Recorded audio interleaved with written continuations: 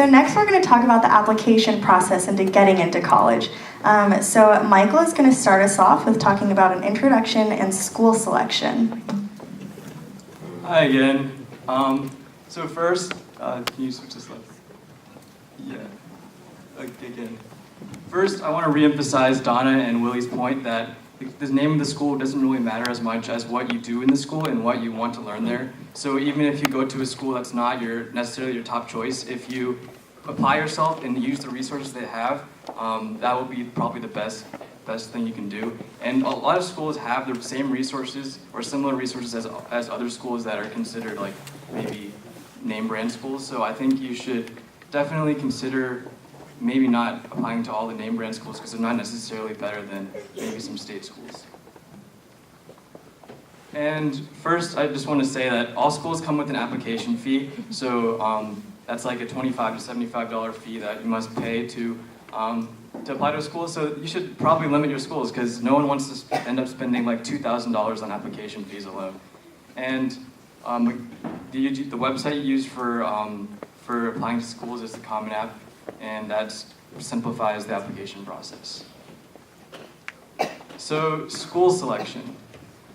A lot of people probably in this room are maybe looking at schools based on numbers and like rankings, but that shouldn't always be the case because there are a lot of things that go into selecting a school, and the first of which is academics, and that's not only the school's like academic programs they offer. So for example, if you're like looking to do undergraduate business, you shouldn't apply to Harvard because they don't have a program there. You should really look into other programs like I know Leith is doing Wharton, and there's like Stern. There's a lot of very good business schools that are offered that aren't Harvard because Harvard doesn't offer one. So you should really look into each program and see what the school offers. And you should also look at maybe some previous like people like if you should look at your academics compared to students that have gotten in. Like you shouldn't be unrealistic in applying to colleges, but you should also have goals. And another factor that goes into that school selection is community. So each school has a different kind of personality, and that's like social life, organizations that they offer, and you should look at the specifics of each school. They're all available on the websites of the schools, and you can find their student organizations or talk to like current students there. Location, that includes geographical location, so weather is a big part. So I know if someone who goes to Northwestern and she says the winters there are like ridiculous, and she kind of regrets it because she looked at the ranking of the school rather than the location, and she chose that, and now she's in like -degree weather, which is not what she wants. And also urban schools like Columbia, NYU, all these places, or if you want like a small college town feel, there's a lot of different options, and you should really do college visits for that. And finally, size of school. Some schools have over 20,000 kids, while some are like only 2,000. And if you want a smaller, closer-knit community, you should go for maybe some smaller liberal arts colleges rather than like big state schools. And you should definitely have some conversations with admission representatives, current students, and alumni. And that's what helped me a lot in my process. So I talked to a lot of my friends who are current students at colleges, and that kind of helped me decide where I wanted to apply and where I decided going. And you can definitely do a campus visit. Usually there's admission representatives who would like be happy to help you go to that college and like stay overnight or maybe conduct an interview there. And the website has so much information for like any college, and that should be like a first place to go when you're looking. Cost is definitely a big factor, especially for the parents. But a lot of schools offer financial aid now, so you should check with the admission representatives to see what kind of financial aid they offer for the school. And there are also scholarship opportunities, like school-specific ones. I really didn't know about this early on, but you should really check into those. So like the Duke and UNC have the Duke Robertson and the UVA Jefferson. There's the UGA Foundation Fellows. There are a lot of opportunities that the Chinese American community doesn't really know much about, and I think a lot of people should check into those. There are also like scholarships that are broad-based, like the Coca-Cola scholarships, the Gates scholarships. So check on those; they can be used for any school. And the number of schools applied to, I think you should go for 2 safety schools, which is schools that you are 100% sure you're going to get into. 2 like on-level schools, so you think you're going to get into, but you don't know for sure, and 2 reach schools. And that kind of just gives you a broad range of schools to help your decisions. And you should be more realistic in these. If it's a lot of schools are reach schools for anybody, so you shouldn't necessarily place a school into a category based on so many schools are reach schools for everyone. So you should really be realistic in those decisions. And Daniel has a quick story to talk about.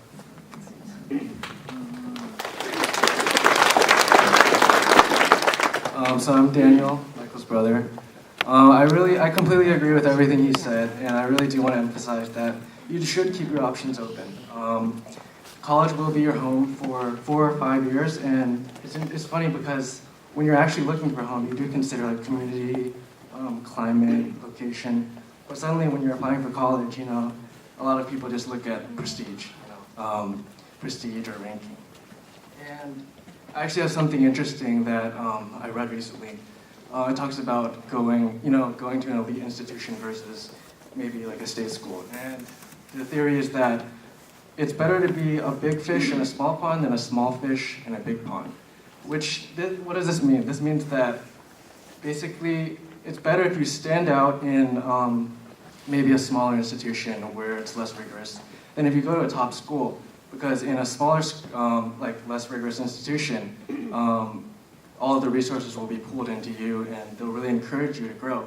But maybe if you go to somewhere like, an Ivy League school or somewhere else that's really where everyone else is amazing, everyone's amazing. You don't really stand out. You're one among thousands. So I mean, I just found that really interesting because we're taught to believe that going to X school, that's the way to go. Once you get there, you're set.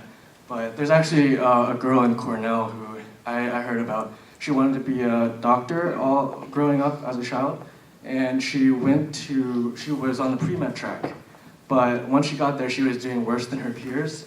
And she might be better than, say, 98% of the general population, US worldwide population. But because she's doing relatively worse, she thought she wasn't cut out to be a doctor. She dropped it, eventually went on to English or something else in the humanities. And that was her dream. Because of that, the world potentially lost a person who could have solved cancer. Just because she thought she couldn't keep up. And I think that's really, that's not saying that you shouldn't go to like a rigorous institution. It's just that there are a lot of factors that you should really consider. If you want to go into Hollywood, maybe you should go to California. Maybe you should go to New York, where there are a lot of opportunities. If you want to go into government, consider Washington, immersing yourself in that culture. So, college is supposed to be the 4 best years of your life, and if you don't really actually consider the thousands of colleges that there are, and you limit yourself to maybe 7, 8, 11 colleges, then I think you're really doing yourself a disservice. So I really encourage you to explore your options. Thank you, guys. So moving away from sort of selecting which school you want to go to and moving more into the essay and the application process. So Serena's going to take that one away. Thanks, Patricia. Are you guys tired of sitting a little bit? I'm really tired. Do you guys, everyone just stand up for like 2 seconds. I'm serious. This is like a long program. And let's just like shake everything out for like, I don't know, like 15 seconds. Move around, like move your limbs, like get some circulation. It's really cold. And when you're ready, just sit down when you guys are good. Sorry, we're short on time, so this has to be a quick one. Yeah, okay, good. I hope that helped. Okay, so you guys, you have to move it. Keep on going. Ooh, okay. Okay. Students must reply by May 1st, that's important. Okay, so the essay, I'm here to talk about the essay. So I have to say, as an admissions officer, they're gonna read a lot of impressive applications. And there are definitely tons of, really impressive people who apply, including yourselves. And I think the essay is a way for you to distinguish yourself from other people. Because ultimately, admissions officers, they're going to pick the people they have a connection with and that they care about.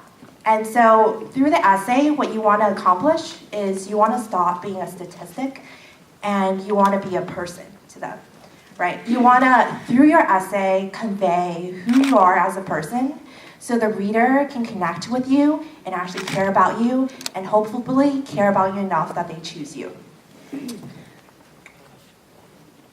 Okay, so in terms of the essay writing process, usually you would need to write 2 or more essays in terms of applying to college. And this process is a little bit grueling, and you would definitely want to prepare for some soul searching. So what do you want to talk about for your essay? It's definitely not about conveying your whole life story, right? It's not trying to condense everything you did in the past 16 years of your life in like 2 short essays of 500 words. How you want to go about this is to really, I think, ask, like, what essential parts of myself do I want to convey for the other person to understand who I am as a person? And I think that's a really hard question, but if you really take time and if you're able to answer that and convey that, you're many steps ahead. Okay, so as many people said before, there is like no golden formula to getting into college, and that totally applies to the essay. But what I'm here to do is to give you guys some frameworks to help you along. So one way of thinking about writing the essay is to weave a coherent narrative for very disparate or sort of maybe potentially disconnected parts of your application. So in terms of high school, 2 things I really loved was art. So I did a lot of art competitions and I oil painted. And on the flip side, I also did science Olympiad. So I was like a pseudo-science nerd. And as the application reader, you might be like, how is this connected, right? Like, she's like into art, she's into science, this is kind of confusing. And I spent one of my essays really talking about how I saw those 2 things as synergistic. How the technicality of science was really important in that I applied in sort of like painting and getting a good grasp of the techniques of art, and how I saw the creativity of expression that you use in art is also important in sort of creative problem solving that you use in science. So just think about like what are different parts of your application that might not make sense to your reader, and try to sort of give a reason for that is coherent. Second, in terms of talking about your experiences, I think it's very useful once you pick an experience that you want to talk about to frame it in terms of challenge, choice, outcome. It's just an easy framework to think about when you're trying to tell a story.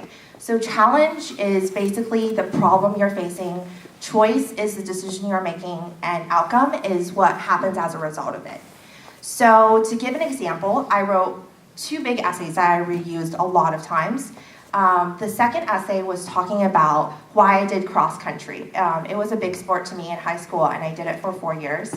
And I talked about what cross country meant to me. Specifically, the challenge was talking about race times when you were in a lot of pain and you wanted to give up and you didn't know, if you should go on, and choosing to actually fight through the pain. And at the end, learning that, a lot of limits that you put on yourselves are sometimes self-imposed. So that is a framework I think that could be useful for thinking about how you might want to approach writing your essay. The last 2 points are kind of self-explanatory, but I would choose like meaningful moments over moments of achievement, right? Like everyone might be tempted to write about, I don't know, that like sexy internship that you got, or like that really cool award. And like, yeah, do write about it, I think, if it's meaningful, but don't write about it because it sounds good, because you're going to have so many other parts of your application. I know I'm really running over. So many other parts of your application that you have to talk about it. So choose something that's meaningful to you, because that's where you as a person is going to shine. And lastly, I would say don't be afraid to talk about your feelings, about excitement, anxiety, worry, all of this stuff. That's so human, and I think talking about those is what can help the admissions officer create an empathic connection to you. And I'll be quick with the rest. So on a more practical note, start early and pace yourself. I did sociology in college. I've written many essays and know from personal experience that sometimes the essay writing process is kind of like that chart. It's up and down. Sometimes you don't have an idea for a long time and everything just comes at once. So I would say start early and don't wait until the last minute. Second, totally feel free to recycle essays. I know there are tons of schools out there. Personally, for me, I wrote 2 main essays that were really good, and I just sent it to all the schools. Anyways, and then lastly, I think I have one more. And one last point on editing. Really try to seek other people's opinion, ask your teachers to read it, your friends to read it, but ultimately stay true to yourself. So one last anecdote, one of my essays I gave to a tutor of mine whom I really respected, and his response to me was, it's not that good, I don't think the admissions officer will like it, it's kind of funky, I played a lot with sort of structure, whatever. And he's like, no, you should write a more normal essay. And I really respected him. I was really tempted to change it, but ultimately I decided to stick with what I had originally because I felt like that was more true to myself as a person. And around May, after I got into Harvard, they sent me back my admissions files with notes from my admissions officer, and she was like, thank you, I really love that essay. And that essay was the essay I chose not to change, and I really feel like that was an important part of me actually getting in. So, anyways, yes. Thank you, Serena. Next is Melissa with letters of recommendation. Alright, so now you have your essay, your extracurricular activities, and your SAT scores and grades. So now the colleges, so now you have this section where you have no control over what the colleges see about you. So it's really important to know who you should choose to write your letters of recommendation. But first you should check, different colleges have different requirements, but generally they require 2 recommendation letters, and it's good to choose one humanities and one math science teacher. And colleges usually like to see junior year or senior year teachers, but my advice would be more junior year because you have a full year with the teacher for them to write it, unless the senior year teacher can add something more than you think your junior year teacher could. Also, there are some colleges want supplement letters, but generally you don't want too many supplemental letters because if you were if you were working at the college admissions office, you wouldn't want to read 12 letters for one person. So generally they'll just read the first 4 and then just throw away the rest. So my advice would be maybe have your college counselors have the supplement letters that you want to have read, and then the college counselors can decide if they should send it or if they can incorporate what the people who wrote the supplement letters into their own, because the college counselors usually send a teacher rec also. And it's really important for most of you guys who are in high school right now to get to know your teachers, because it's really important to get to know your teachers. So for example, speak up in class or ask the teacher for help. And the last thing is that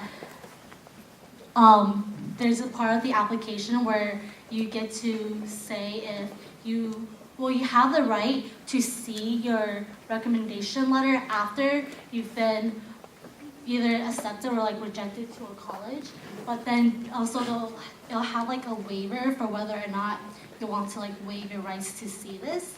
And in general, it's a good idea to waive your rights because colleges will know if you didn't waive your rights, and they'll like it to be more confidential.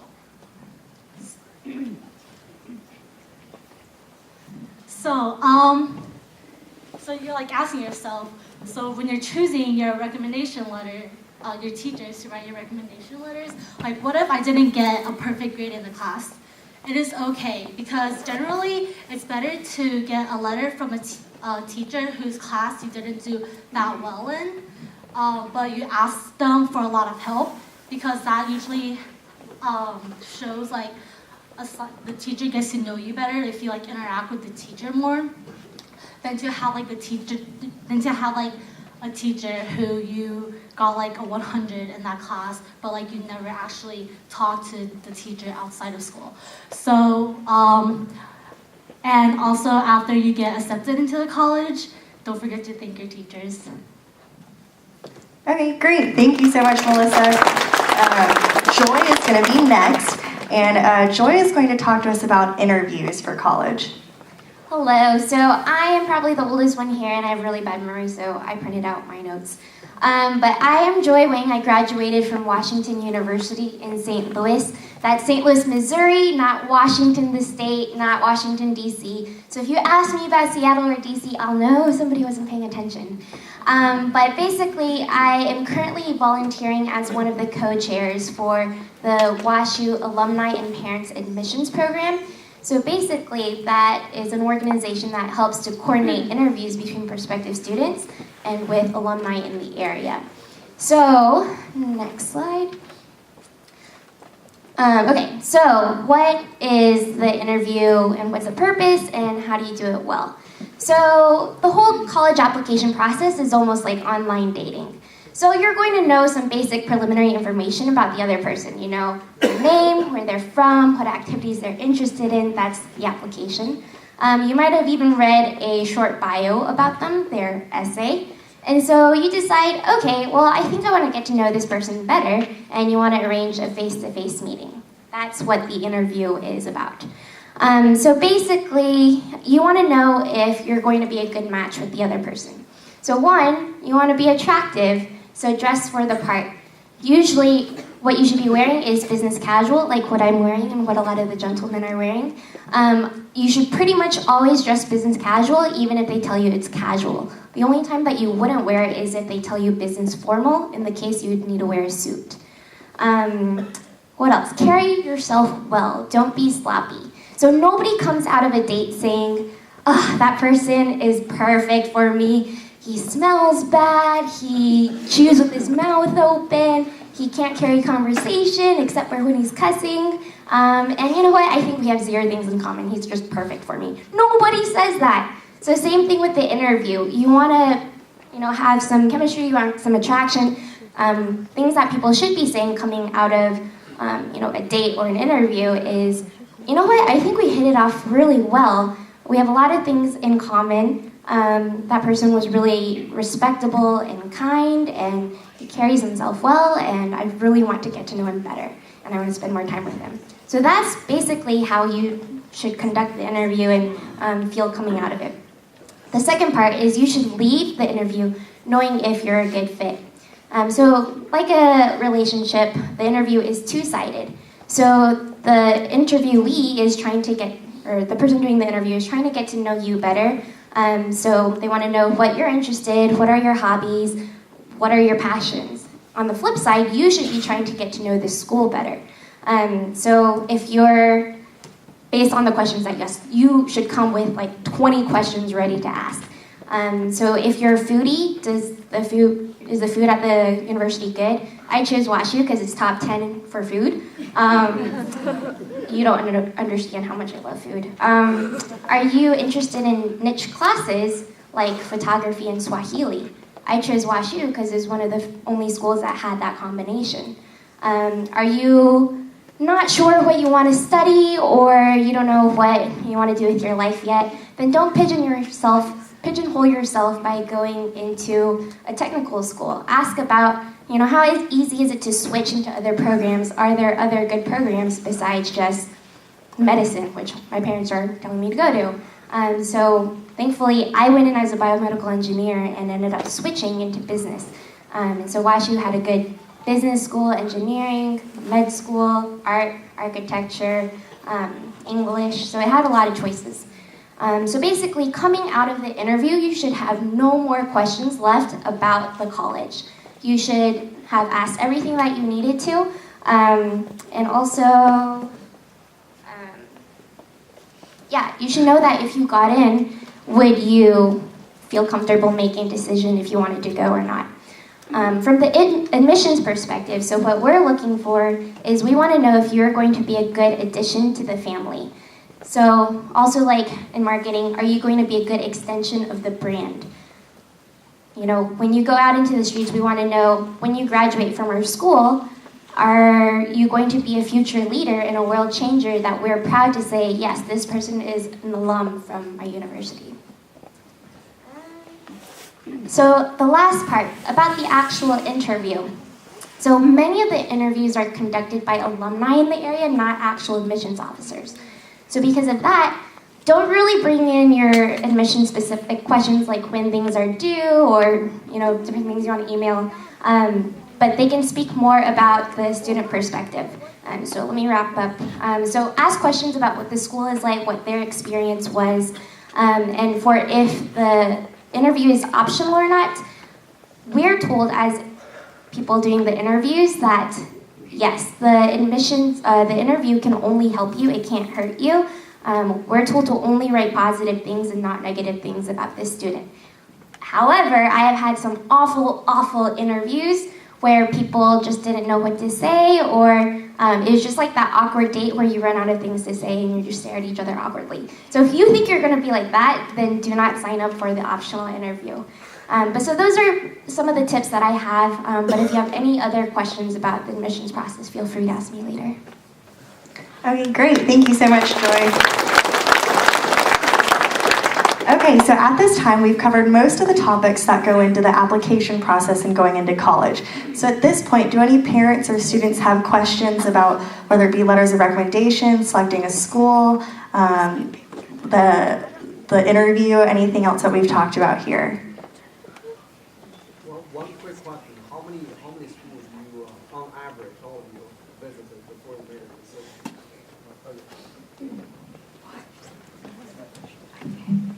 This is a quick number. Well, so I visited when I was in like 7th grade, but so like before applying 0, I guess, my high school years. For me, visiting college was a really good excuse to get out of the house and fly somewhere anywhere in the country without my parents. So like, my freshman year, I flew to Boston to visit MIT and Harvard.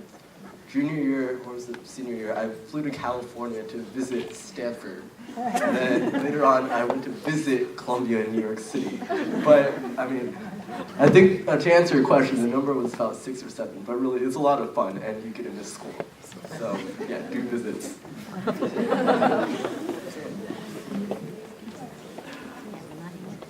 Yeah, but I will say a disclaimer about visiting schools is that it doesn't actually give you a very good representation of the school. I mean, you see some buildings, you like have one tour guide's perspective, but I visited U Chicago when it was raining and it was miserable, and it made me not want to go there. But U Chicago is a perfectly nice school. It's such a great school, and because of that, it kind of turned me off and wanting to apply there. So, take it with a grain of salt. I will say also visit based on your budget and how much you can afford. I mean, it's very costly to fly across the country, and the value add of that is not necessarily very high. To go on that.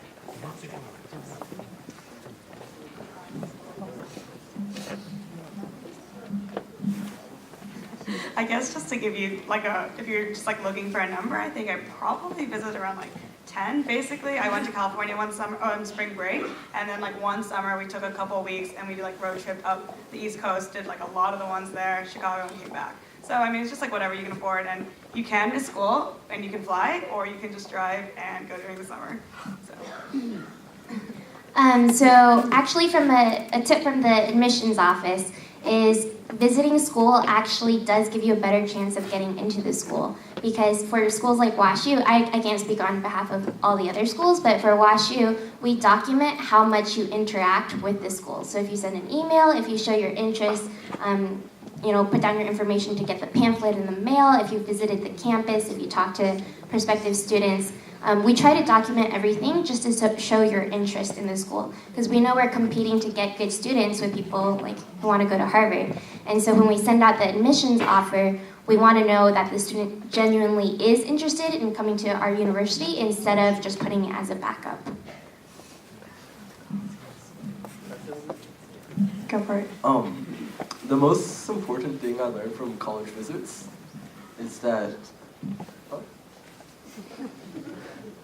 Okay, so I can't find the guy who asked the question, but there you are. So when you go, you're gonna get lured into taking, a campus tour. But the campus tour is gonna give you a very polished and made-up view of the school. Now, if you're a fan of that, that's cool. There was a time in my life when I took 3 campus tours of MIT in one afternoon, but I was a freshman. So what I'm trying to say is, when you go, if you really want to get to know the school, try to, disappear from the campus tour and go talk to students sitting around the courtyard. Go email a professor who's teaching a subject you like and sit on their classes.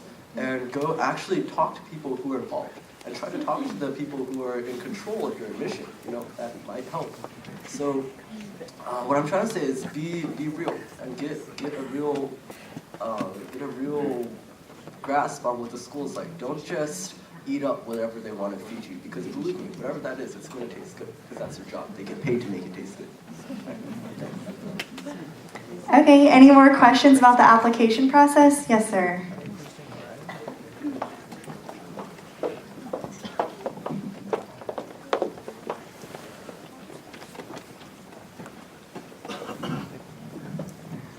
Now you're all in prestigious schools, in Harvard and UPenn and so on. And I'm wondering, in a simple way, in a quick way, is there a typical profile of your classmates? And those not coming from a Chinese family, what are those characteristics? Are there any personalities, characteristics that we can learn from them to help our kids? That's an odd question, but I hope that makes sense.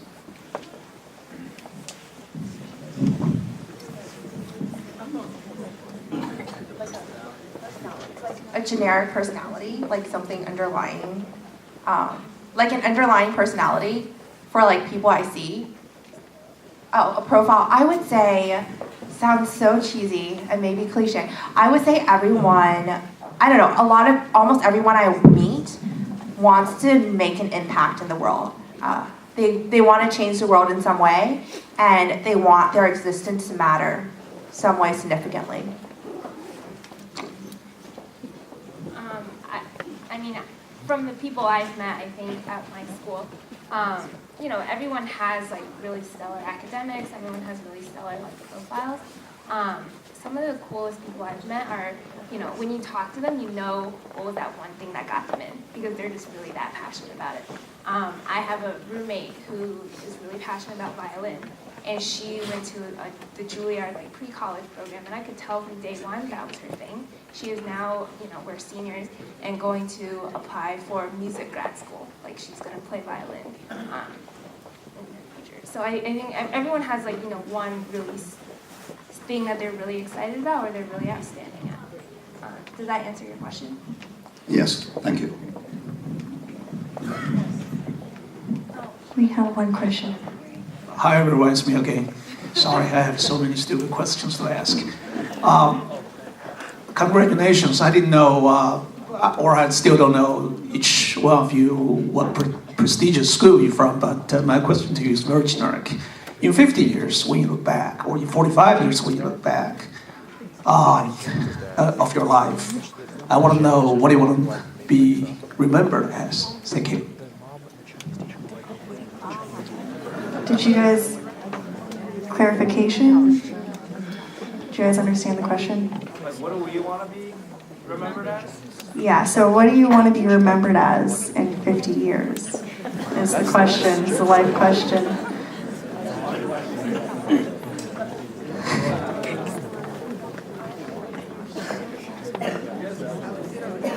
Just one person wants to briefly give an answer.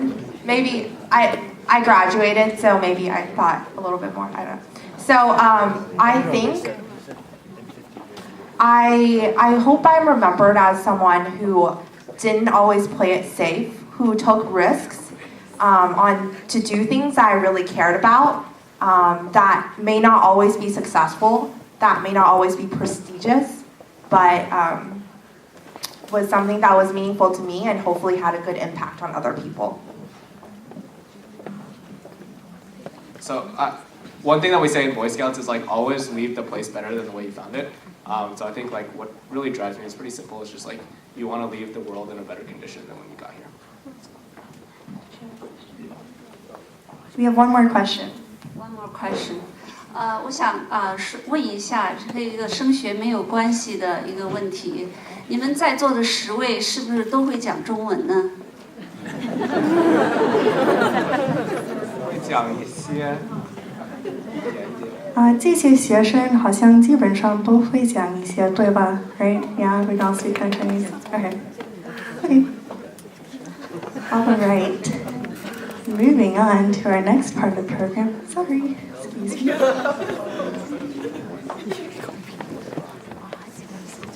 Okay. I'm sorry. I've got to look at our program. Okay.